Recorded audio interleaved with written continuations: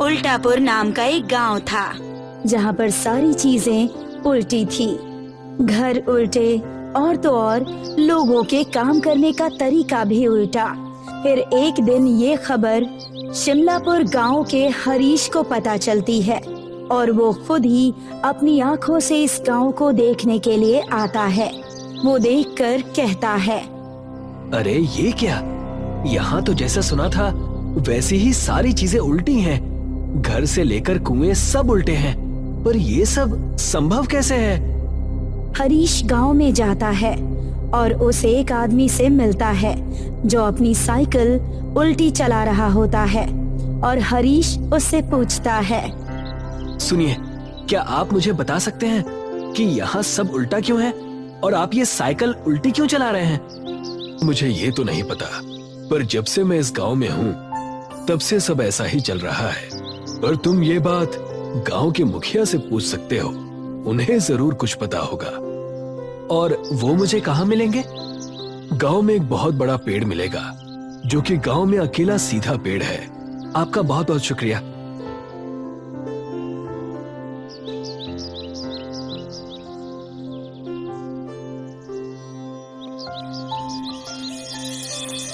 वहां से हरीश उस पेड़ के पास पहुंच जाता है जहां पर गांव के मुखिया खड़े रहते हैं। हरीश उनके पास जाकर उनसे पूछता है, क्या आप मुझे बता सकते हैं कि यहाँ घर, कुएं, पेड़ सब उल्टे क्यों हैं और सिर्फ ये अकेला पेड़ सीधा क्यों है? बेटा, तुम कहाँ से आए हो और तुम ये क्यों जानना चाहते हो? मैं शिमलापुर गांव का हूँ।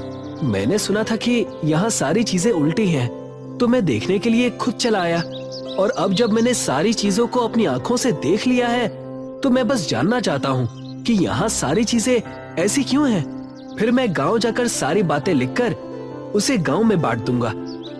देखो बेटा, मुझे पूरी बात तो नहीं पता, पर मैं यही जानता हूँ कि एक बार एक ऋषि थे जो इस गांव में इस बड़े सीधे पेड़ के नीचे बैठकर ध्यान लगाया करते थे, और किसी वजह से उन्होंने इस गांव को श्राप दे दिया, जिस वजह से इस गांव की सारी चीजें इस तरह से उल्टी हो गईं। पर उन्होंने श्राप क्यों दिया और उस श्राप को कैसे हटा सकते हैं?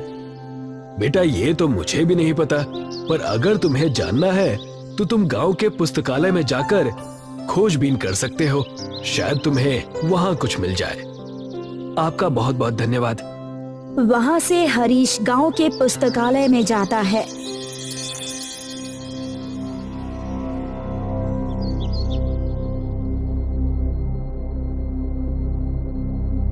जहां पर कई सारी किताबों की लिखाई उल्टी होती है।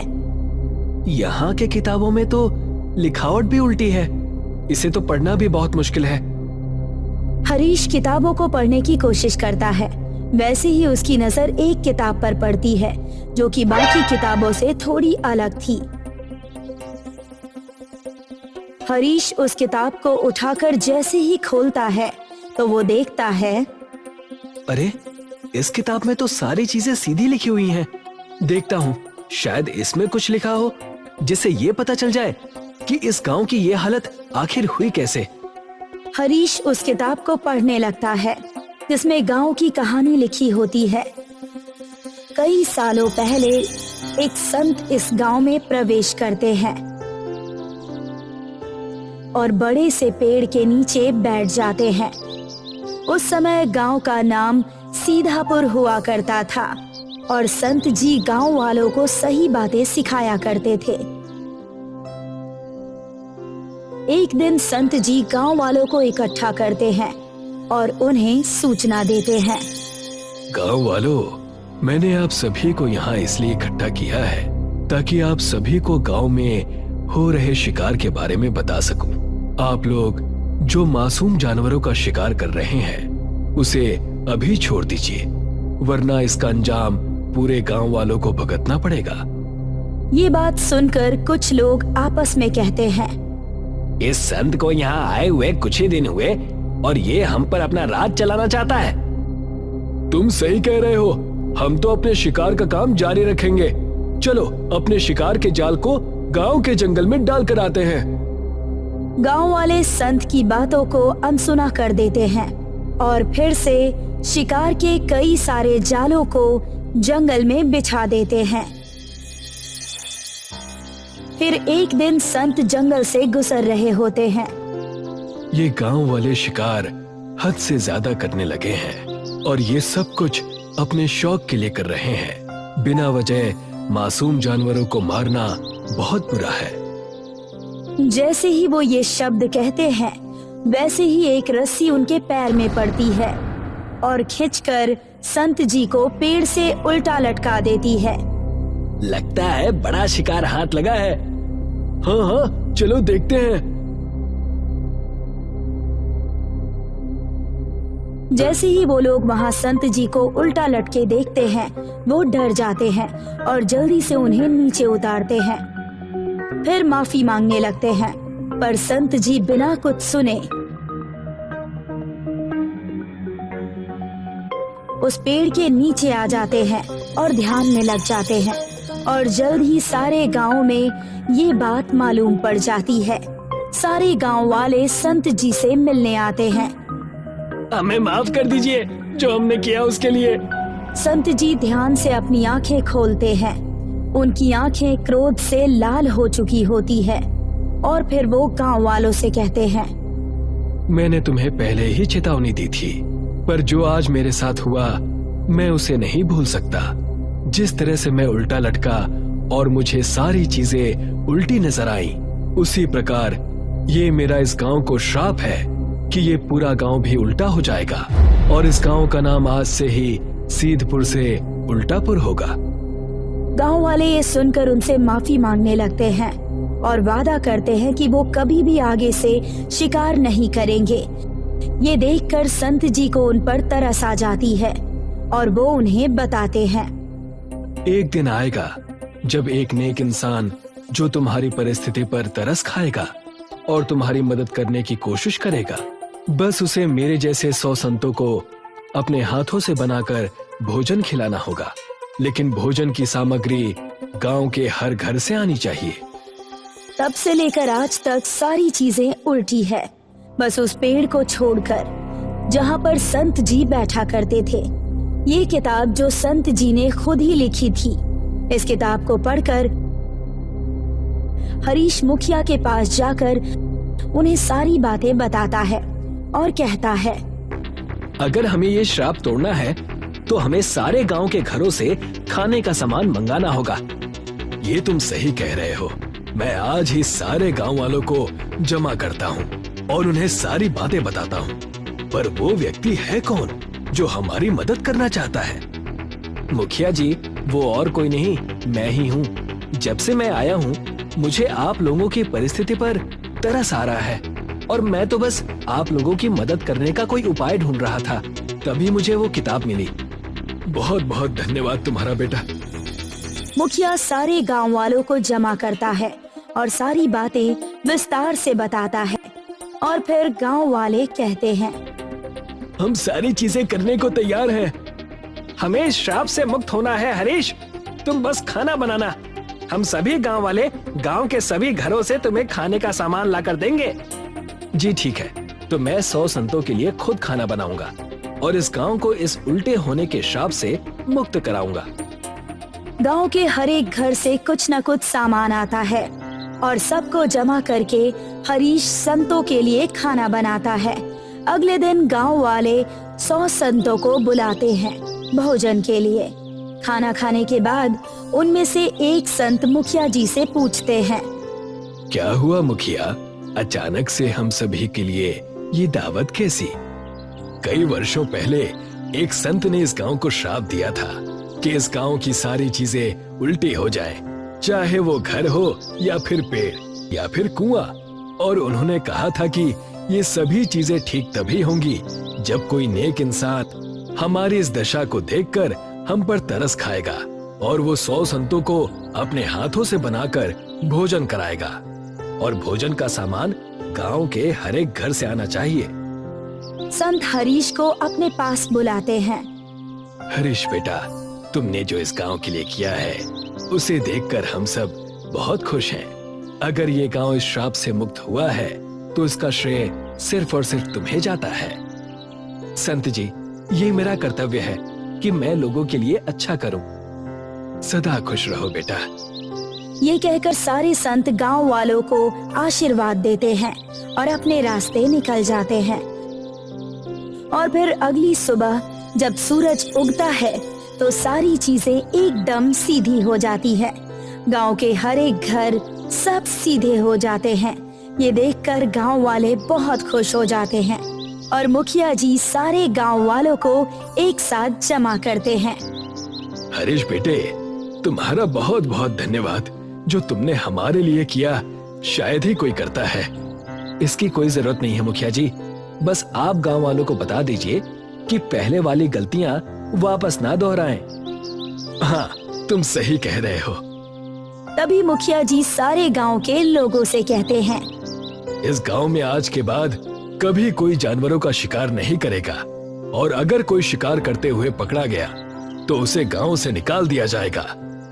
हाँ, हम कभी मासूम जानवरों का शिकार नहीं करेंगे। और उसी वक्त मुखिया जी गांव का नाम फिर से सीधापुर रख देते हैं और गांव के सभी लोग अब अपने सीधे गांव में खुशी से जीते हैं। कर्नाटका के एक गांव कुरांगिनी में कुछ आदिवासी रहते थे जो हमेशा अपने पितृदेव यानी अपने कुल देवता की सेवा करते थे। उनका मन था कि कुल देवता की पूजा अर्चना करके ही उनका जीवन बहुत अच्छा और बहुत सुकून से गुजरेगा। उनके घर भी हवा में झूलते हुए बने थे। वो चाहते थे कि गैर समाज का व्यक्ति उनके पास ना आए और ना ही वो किसी के पास जाना चाहते थे। हमेशा से खेतों से चावल और दाल और कई सारे फल खाकर अपना जीवन व्यतीत करते। उसी वक्त कुरांगिनी के पास वाले गांव में कुछ बच्चे कैंपिंग करने गए थे। चंदू, मंगलू और कविता। मुझे तो अब तक यकीन नहीं हो रहा है कि मैं हॉलिडे पर आई हूँ। सच कहा। यहाँ हम कुछ दिनों तक कैंप करेंगे और आसपास की चीजें भी ढूंढ निकालेंगे। मजा आएगा। हाँ, और सुबह होते ही हम आसपास के गांव घूमने जाएंगे और देखेंगे कि वहाँ क्या है।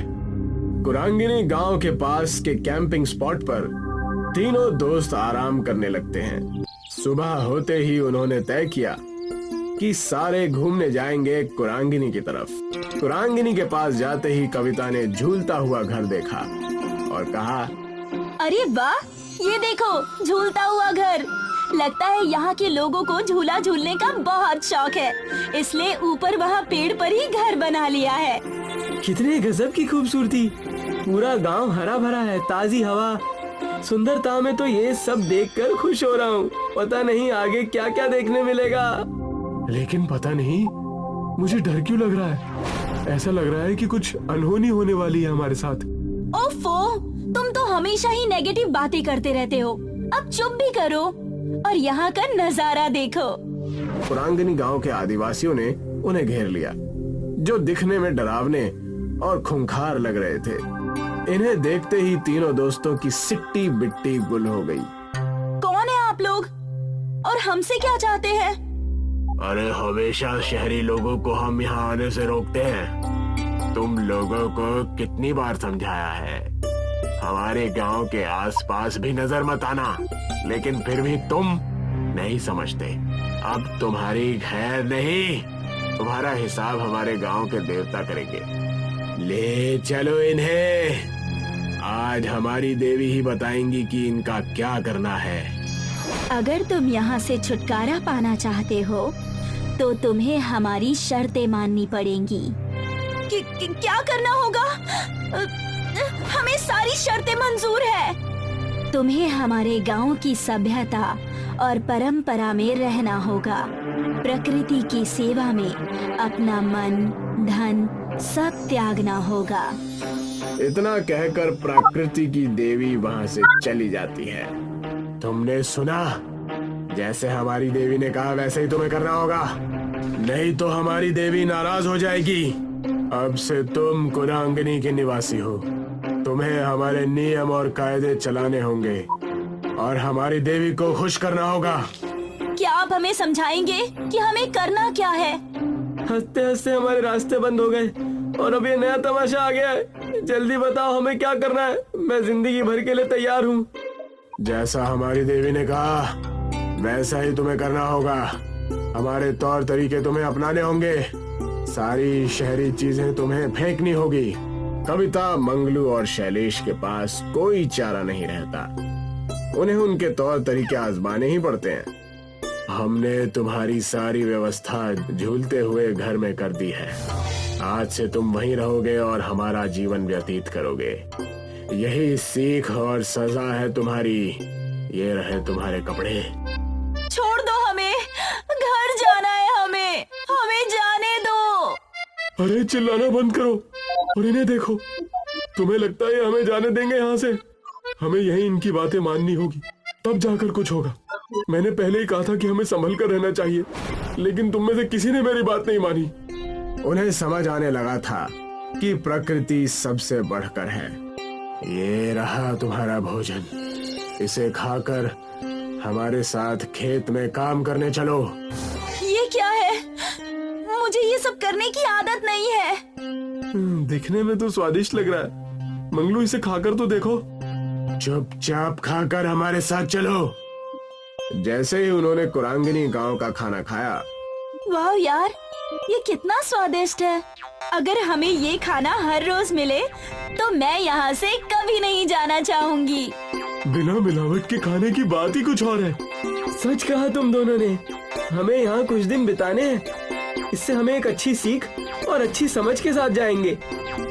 तीनों ही कुरांगिनी गांव के लोगों के साथ समय बिताने लगते हैं। उनके साथ खेतों में जाकर खेती, पेड़ों पर चढ़कर फल तोड़ना और कई सारे गांव की परंपरा में भाग लेते हैं। पूरे 1 महीने तक वो कुरांगिनी गांव वालों के साथ रहते हैं। उनके तौर तरीके सीखने के बाद मुखिया कहता है, हमारे गांव में कल मेला लगने वाला है। इस मेले में कई सारे व्यंजन और कई सारे कारनामे होते हैं। इस मेले में हम आ सकते हैं क्या? अब तो हम भी कुरांगिनी के निवासी हैं। क्यों नहीं? अब तुम हम में से ही एक हो। तुम यहाँ आ सकते हो। अगले ही दिन तीनों मेले में जाने के लिए तैयार हो जाते हैं। वहाँ पर कविता के माँ बाप कविता को ढूंढते हुए आ जाते हैं। कविता की माँ रोने लगती है। कहाँ थी मेरी बच्ची? हमने तुम्हें कहाँ कहाँ नहीं ढूंढा। इन लफंगों के साथ हमें पता था कि तुम किसी मुसीबत में हो। कुरांगिनी गांव के लोग कविता के पिता की बात सुनकर डर जाते हैं। तब कविता कहती है, लेकिन पिताजी, इसमें इनकी कोई गलती नहीं है। मुखिया जी ने अपना कर्तव्य निभाया और हमें एक बहुत अच्छी सीख दी जो कोई स्कूल या कॉलेज हमें नहीं दे पाता। इस गांव में आने के बाद हमने हमारी प्रकृति के बारे में जानने का बड़ा अवसर प्राप्त किया। हमें पता चला कि हमारी दुनिया से बढ़कर भी कुछ चीज है। मैं शुक्रगुजार हूँ इस कुरांगिनी गांव और यहाँ के लोगों का जो हमें यहाँ आने का मौका मिला। सब कुछ सुनने के बाद मुखिया कहते हैं, देखा हमारे साथ रहने का नतीजा। मुझे गर्व है तुम तीनों पर। हमें तुम्हें यही सिखाना था। मुझे तो तुम तीनों पर नाज है। प्रकृति देवी की शर्त पूरी होती है। अब तुम यहाँ से जा सकते हो और अपना सामाजिक जीवन बिता सकते हो। कविता, मंगलू और शैलेश वहाँ से खुशी खुशी जाने लगते हैं। हम आप सब से मिलने साल में एक बार जरूर आएंगे और शहर जाकर लोगों को प्रकृति के बारे में सतर्क करेंगे।